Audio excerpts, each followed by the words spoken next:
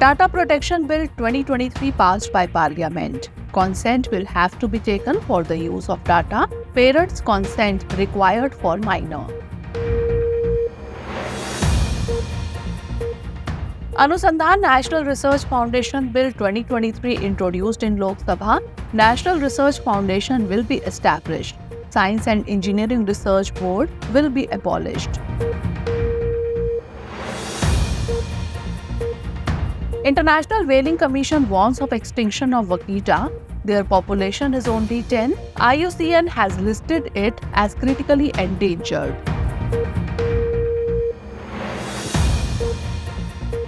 ISRO gave IMS-1 satellite bus technology to private company. The aim is to promote the industrial development of India. Private participation will increase in space industry. And India records 33% reduction in greenhouse emissions between 2016 and 2019. There was a decrease of 3% annually. Target to reduce emission intensity by 2030.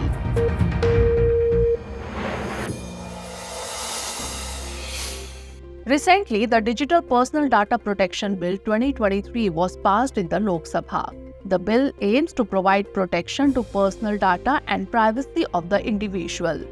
The bill will apply to digital personal data processing within India, where the data will be collected online or offline. The bill adds several guidelines related to the use of personal data. Now, the use of personal data will be considered valid only with the consent of the individual. In the bill, it has been set to give a notice before taking consent. The purpose for which the data will be used will be mentioned in the notice. Also, the person will have the right to withdraw his consent at any time. However, consent will not be required for the use of the data in certain lawful areas. This includes benefits or services by the government, medical emergencies, and employment. On the other hand, for persons below 18 years of age, the consent of parents or legal guardian will be taken. The bill adds certain rights and duties under the data principle. In these, the person sharing the data will have the right to know where their data will be used. Also includes the provision of correction and deletion of personal data. Duties like not making false complaints and not sharing false details have been added. There is a provision of fine up to 10,000 rupees for violation of duties. Under the bill, a Data Protection Board of India will be constituted by the central government. The board members will be appointed for 2 years. The bill has a provision for reappointment of these members. Some of the major functions to be performed by this board include imposing fines, directing data fiduciaries to take necessary measures in case of data breach. Along with this, complaints will also be resolved by the board. Let us tell you that the data fiduciary is the organization or person who decides the means and purpose of processing personal data. Provision has been made for a fine of Rs 250 crore for failure to take security measures to prevent data breaches. The collection and operation of digital data for meaningful information is called data processing. Data processing is a form of information processing in which information is modified in such a way that it is easier for a person to understand. Data processing includes the collection of data as well as its storage, use, and sharing. Recently, the Press and Registration of Periodicals Bill 2023 was passed by Rajya Sabha. The bill repeals the Press and Registration of Book Act 1867. Through this bill, a Press Registrar General will be appointed by the central government. Registration certificates will be issued to all magazines by the Press Registrar General. Apart from this, guidelines will also be decided by the Press Registrar for the acceptance of the titles of magazines. The bill provides for the registration of newspapers, periodicals, and books. It also talks about cataloging the books. However, scientific and academic journals are not included in the list of journals. According to the bill, a person who has been convicted for any terrorist act or illegal activity will not be allowed to publish the magazine. Apart from this, the Press Registrar General can suspend the registration of any magazine for a minimum period of 30 days. The suspension period can be extended up to 180 days by the Press Registrar General. At the same time, rules related to foreign magazines have also been shared in the bill. According to the bill, an exact reproduction of a foreign periodical may be printed in India only with the prior approval of the central government. The manner of registration of such periodicals will also be prescribed. Along with this, a provision has been included in the bill to file an appeal against suspension or cancellation of registration. Such appeal can be filed before the Press and Registration Appellate Board within 60 days. Recently, the Inter-Services Organizations Command, Control and Discipline Bill 2023 was passed by the Rajya Sabha. It seeks to empower the Commander-in-Chief or the officer in command to exercise administrative or disciplinary control over the personnel working under him. At present, the Commander-in-Chief does not have this authority. Under the bill, the central government can constitute inter-services organizations consisting of at least 2 personnel, each belonging to the Army, Navy and the Air Force. The organization may also include a joint services command which may be placed under the command of a commander-in-chief. The inter-services organization will be run by the central government. The government can also issue directions to such organizations on grounds of national security, general administration or public interest. Also, the central government can notify any force established and operated in India to which this bill will apply. The officer to be appointed as the Commander-in-Chief shall be a general officer of the regular army above the rank of brigadier, a flag officer of the Navy, rank of Admiral of the Fleet, Admiral, Vice Admiral or Rear Admiral, or an air officer of the Air Force above the rank of Group Captain. The Commander-in-Chief will be empowered to exercise all disciplinary and administrative powers vested in General Officer commanding the Army, Flag Officer Commanding-in-Chief of a Naval Command, Air Officer Commanding-in-Chief of an Air Command, any other officer or authority specified in the Service Acts, and any other officer or authority notified by the government. The bill also provides for a commanding officer who will command a unit, ship or establishment. The officer will also perform such duties as may be assigned by the Commander-in-Chief. Along with this, the commanding officer will also have the right to initiate administrative action against the personnel appointed, deputed, posted or attached to the organization. Recently, the Anusandhan National Research Foundation Bill 2023 was introduced in the Lok Sabha. The bill will replace the Science and Engineering Research Board, that is SERB, set up in 2008. Under the bill, provision has been made to establish a new institution called National Research Foundation, that is NRF. The bill gives a high-level strategic direction for research, innovation, entrepreneurship. NRF covers categories such as science, engineering, information technology, social sciences, and humanities. The governing board involved in SERB was headed by the Secretary of Department of Science and Technology, while the governing board involved in NRF would be headed by the Prime Minister. Its vice chairman will be the Union Minister for Science and Technology. The board will consist of 5 experts from trade and industry, 1 expert from the fields of social sciences and humanities, and 6 from natural sciences, engineering and technology, nominated by the chairman. A chief executive officer can be appointed by the president, who should be of the level of secretary or above. The NRF can receive funding from private sources, philanthropic and international organizations. The SERB will stand repealed if the bill is passed by both the houses. With this, the funds available with SERB will go to NRF. The administrative management of the NRF will be done by the Department of Science and Technology. Along with this, research will be promoted in the country on the basis of the recommendations of the National Education Policy.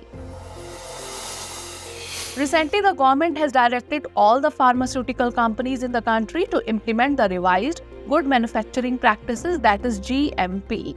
The purpose of issuing these directions is to bring the companies at par with the global standards. In the past, various countries has alleged contamination of medicines like syrup, eye drops manufactured in India. Meanwhile, some deaths allegedly linked to contaminated India-manufactured drugs. A risk-based inspection of 165 manufacturing companies by the government has revealed several lapses such as lack of infrastructure and poor documentation. According to the report, currently out of 10,500 drug manufacturing companies, only 2,000 meet global standards. Keeping all these shortcomings in mind, this amendment has been done in the year 2018. To maintain the quality of medicines under the revised Good Manufacturing Practices, the steps related to quality control measures, proper documentation and information technology will be taken. As per the guidelines, companies will have to check the quality of all their products and any suspected defects. Along with this, preventive action will also have to be implemented. If any type of change affects the quality of the product, then change control system is also suggested to evaluate these changes. The instructions said that companies should have GMP-related computerized systems so that there is no tampering with the data. Its implementation will establish uniform quality in the industry, which will increase the confidence of regulators in other countries.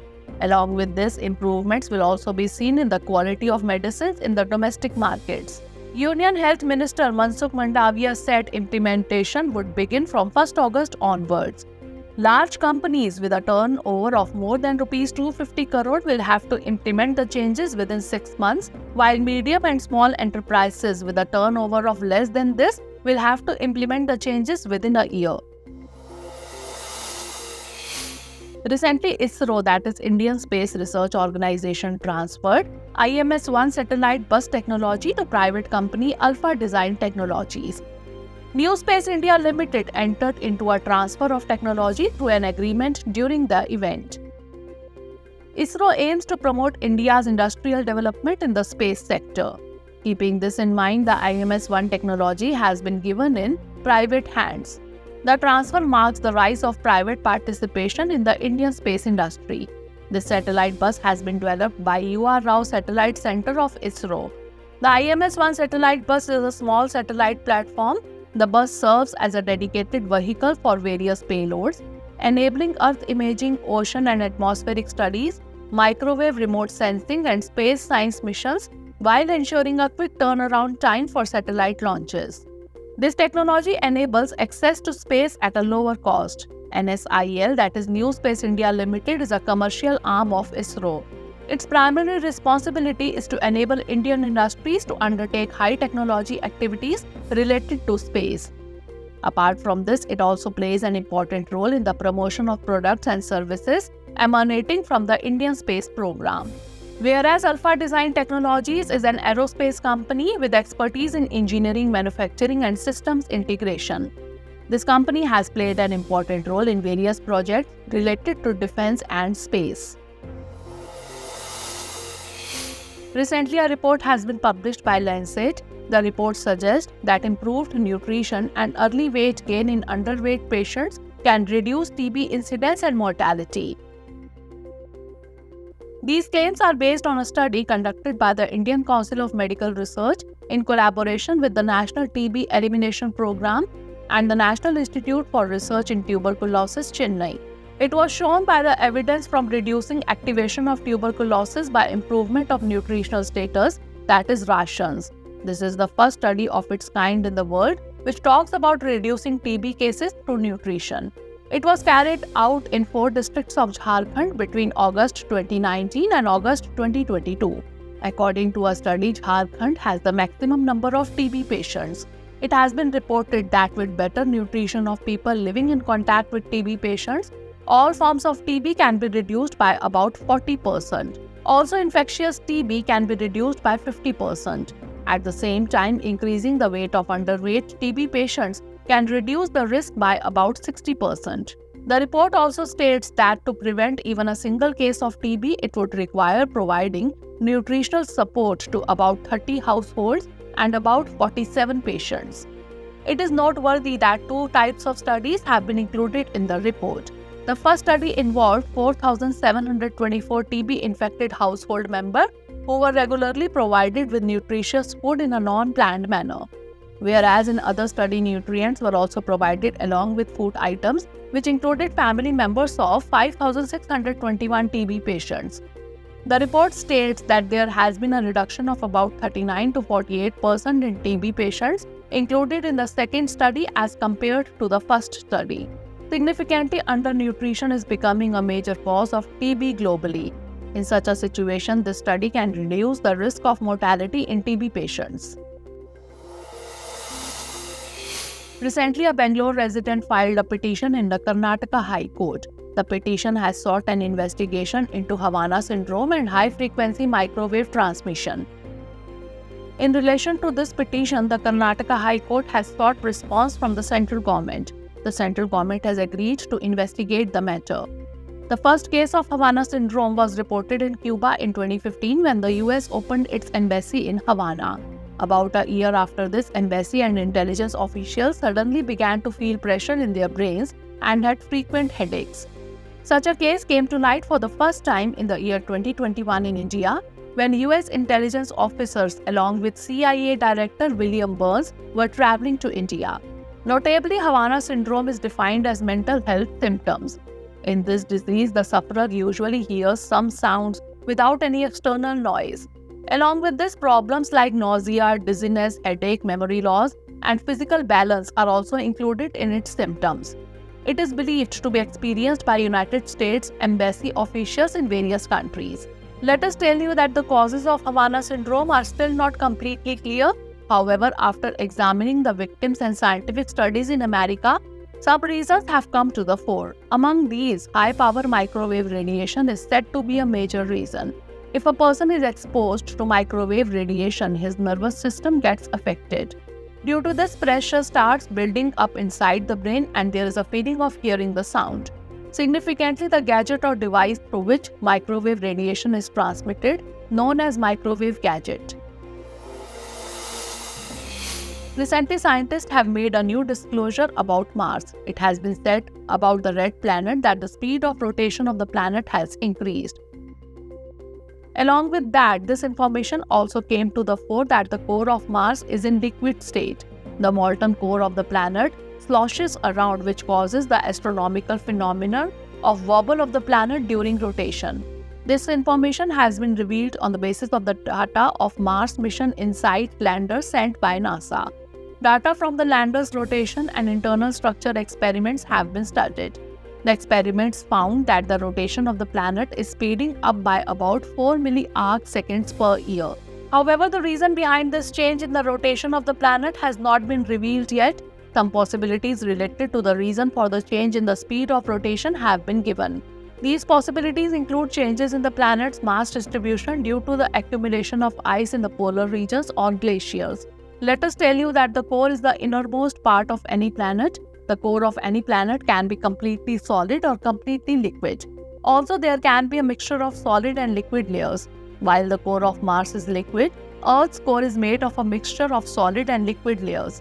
It contains chemical elements like iron and nickel. NASA, that is National Aeronautics and Space Administration, launched the InSight mission in 2018 to investigate the vibrations on the surface of Mars. In the same year, the InSight lander landed on the surface of Mars. Lander InSight recorded the sound of winds on Mars for the first time. Let us tell you that in the year 2013, India also launched Mangalyaan mission. A recent research has shown that the phenomenon of melting ice in the Antarctic can take a very serious form in the future. The study in the journal Frontiers in Environmental Science reviews evidence of extreme events in Antarctica and the Southern Ocean, including weather, sea, ice, ocean temperatures, glacier and ice shelf systems, and biodiversity.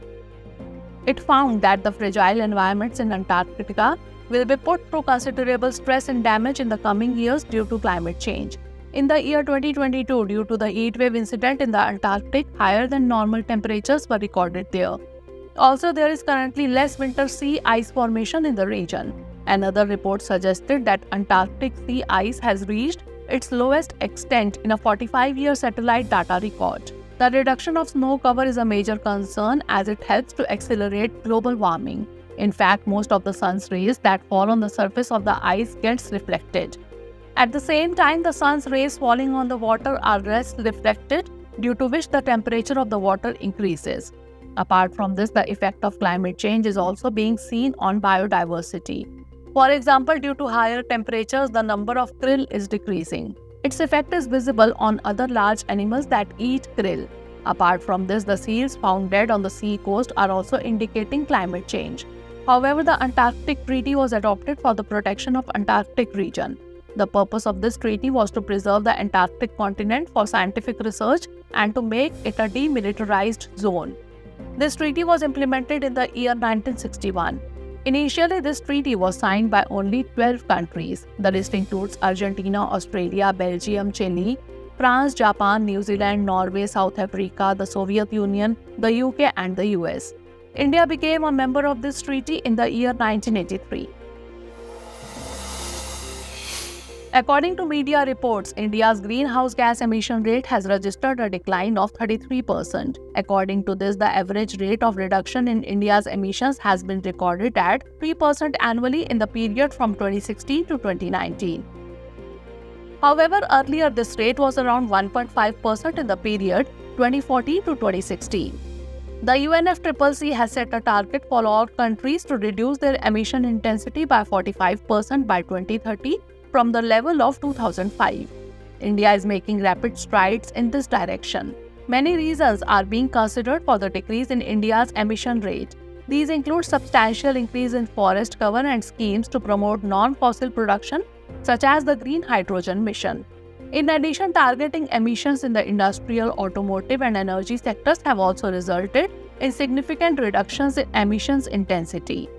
At the same time, according to the data of the Central Electricity Authority, the production of non-fossil fuel-based electricity was 25.3% by March 2023. However, 3 years ago, non-fossil fuel-based electricity generation was around 24.6%. Let us tell you that non-fossil fuel-based electricity includes hydroelectric, nuclear, and renewable energy. At present, 73% of electricity is generated by thermal power stations, which was about 75% in the year 2019. These statistics show that India is gradually taking steps towards green energy. Let us tell you that UNFCCC, that is United Nations Convention on Climate Change, is an international organization in which all issues related to climate change are discussed. More than 190 countries are members of the UNFCCC. Annual conference is organized by the organization in the last 2 weeks of the year to deal with climate change and to work on a global approach. A recently released report has revealed that 70 to 80% of Indian farmers depend on groundwater for irrigation. This report was released by Bangalore-based organization Well Labs. A total of 6,881 blocks were covered in the report, of which 1,499 blocks were found to be in critical condition of groundwater. The research covers the regions of Tamil Nadu, Telangana, Rajasthan, Uttar Pradesh, Haryana, and Punjab. According to research, small farms with less than 2 hectares of land in India are still dependent on rain. They do not have irrigation facilities. This threatens the income and livelihood of small farmers. Some suggestions have also been shared in the report regarding the critical situation of groundwater. According to experts, there is lack of diversification in crops in some states, while the exploitation of groundwater can be reduced through diversification.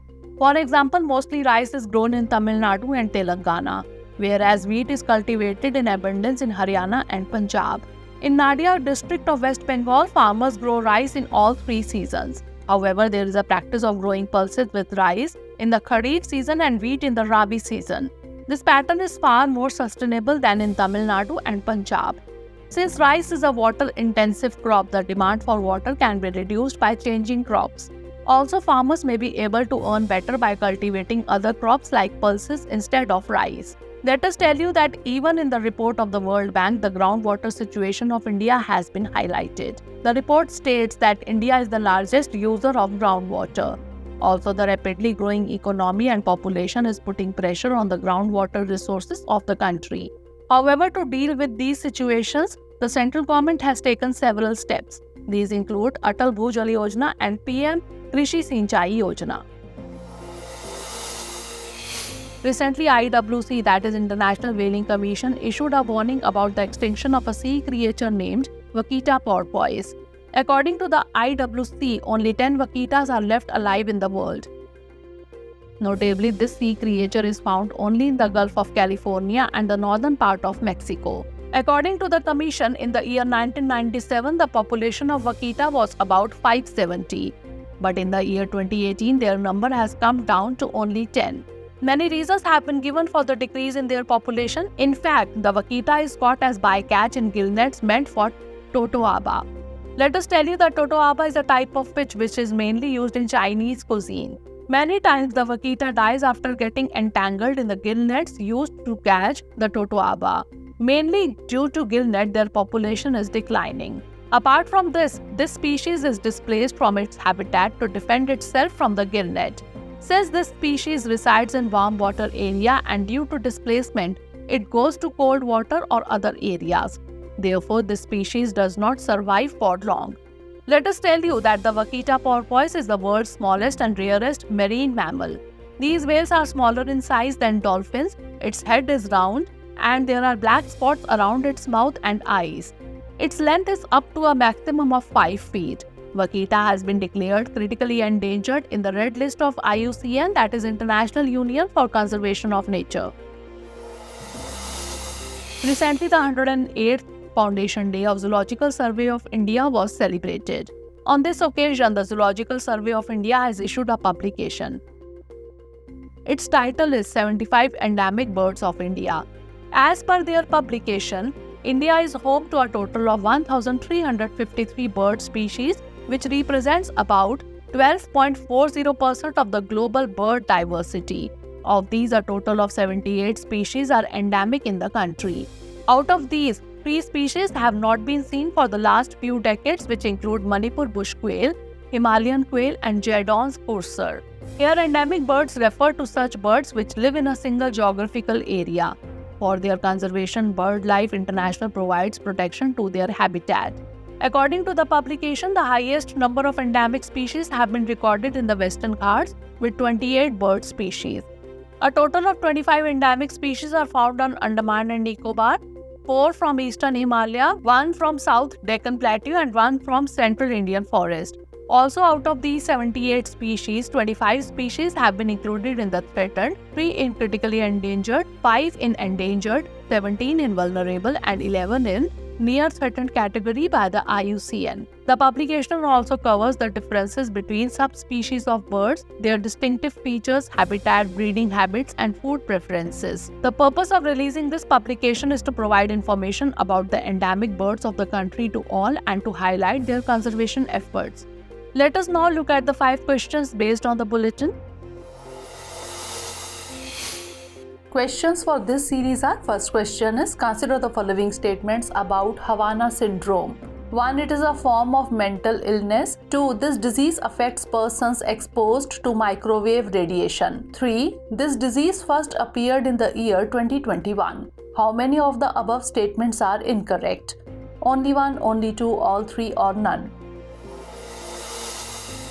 Next question is, with reference to the Anusandhan National Research Foundation Bill 2023, consider the following statements. 1. Provision has been made in the bill to establish a new institution called National Research Foundation. 2. The National Research Foundation will replace the Science and Engineering Research Board. 3. The governing board included in the National Research Foundation will be headed by the President. How many of the above statements are incorrect? Only 1, only 2, all 3, or none? Next question is, consider the following statements about IMS-1 satellite bus. 1. The satellite bus has been developed by the U.R. Rao Satellite Center of ISRO. 2. It has been transferred to Alpha Design Technologies Company. 3. Alpha Design Technologies Company is a private company. How many of the above statements are correct? Only 1, only 2, all 3, or none? Next question is, with respect to Vaquita porpoise, consider the following statements. 1. It is a type of sea creature. 2. It is found only in the Gulf of California and the northern part of Mexico. 3. It is included in the endangered category in the IUCN Red List. How many of the above statements are correct? Only 1, only 2, all 3, or none? Last question is, with respect to UNFCCC, consider the following statements. 1. UNFCCC is an international organization. 2. It includes more than 190 countries. 3. Under this, all issues related to climate change are discussed. How many of the above statements are correct? Only 1, only 2, all 3, or none?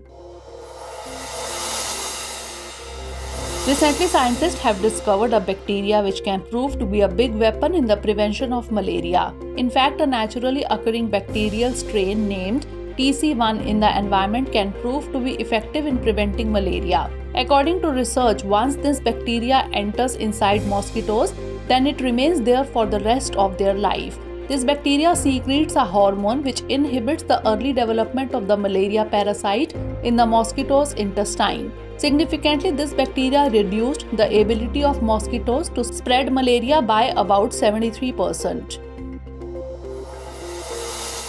A recent report states that the stone shaligram found in the Kali Gandaki river of Nepal is becoming rare. In fact, in a recent research, it has been found that due to climate change, glaciers are melting rapidly. For this reason, a change is also visible in the course of the river Kali Gandaki, which originates from the Himalayan mountains. Notably, the origin of the Kali Gandaki river is at an altitude of 7,620 meters above the mean sea level in the north of Dhaulagiri in Tibet. However, due to the disappearance of the glacier, this river is becoming smaller. At the same time, it is moving away from those fossil beds which contain amenities necessary for the formation of shaligram. For this reason, fewer shaligrams are visible in the river every year. Let us tell you that shaligram is a type of fossil stone. It is considered sacred in Hinduism as well as in Buddhism. On the other hand, talking about amenities, they were shell-bearing cephalopods which became extinct about 66 million years ago. However, their fossils are found all over the world.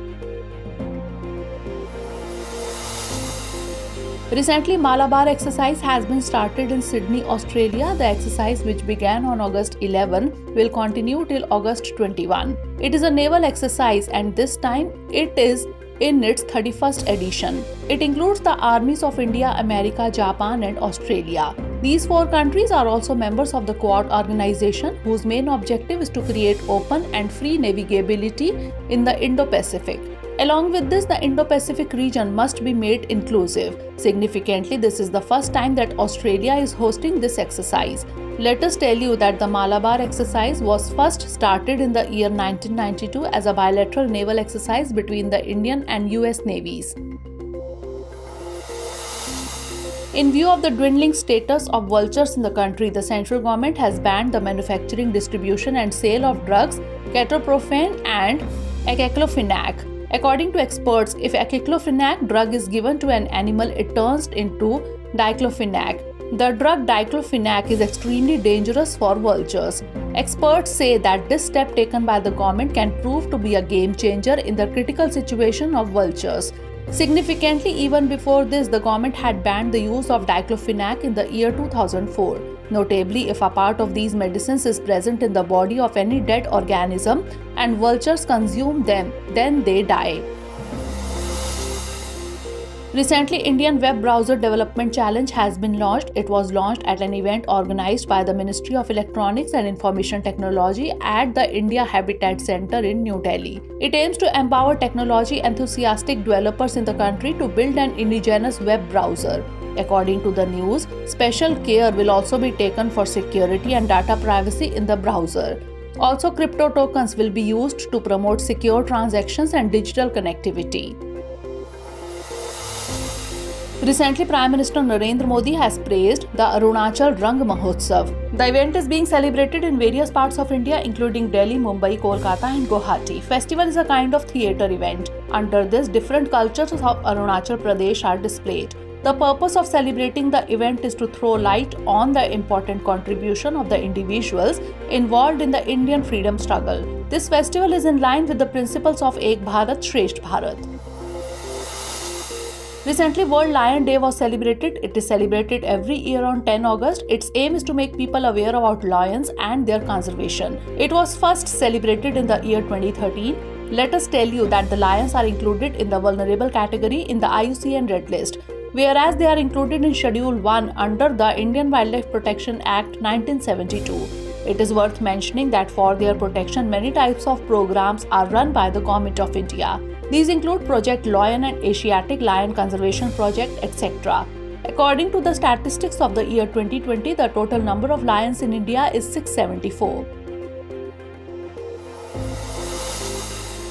Recently, the Indian Institute of Management Amendment Bill 2023 has been approved by the Parliament. Under the bill, the name of NITIE, that is National Institute of Industrial Engineering, will be changed to Indian Institute of Management Mumbai. With this, NITIE Mumbai will become the 21st IIM of the country and the second IIM of Maharashtra.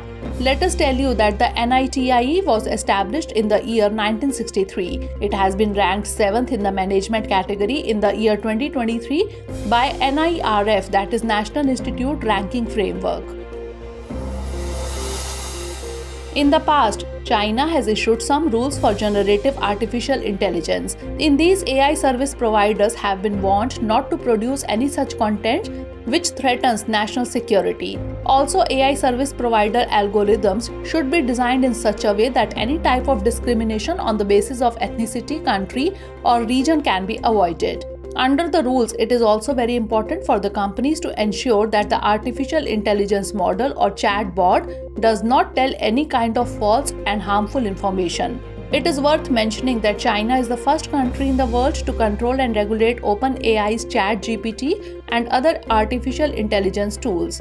Let us tell you that generative artificial intelligence is a technique that is used to generate text, graphics, video, and code. Recently, a weight unit made of crystal quartz of Sangam age has been found in the Kiladi region of Tamil Nadu. Experts estimate that the quartz probably dates from the period between 600 BC to the 2nd century AD. The quartz crystal obtained is round in shape. According to an expert in the archaeology department, crystals or minerals are used as units of weight as they give accurate results and are not dependent on climate. In addition, archaeologists also found a terracotta hopscotch, an iron nail, black and red ware, and red slipped ware.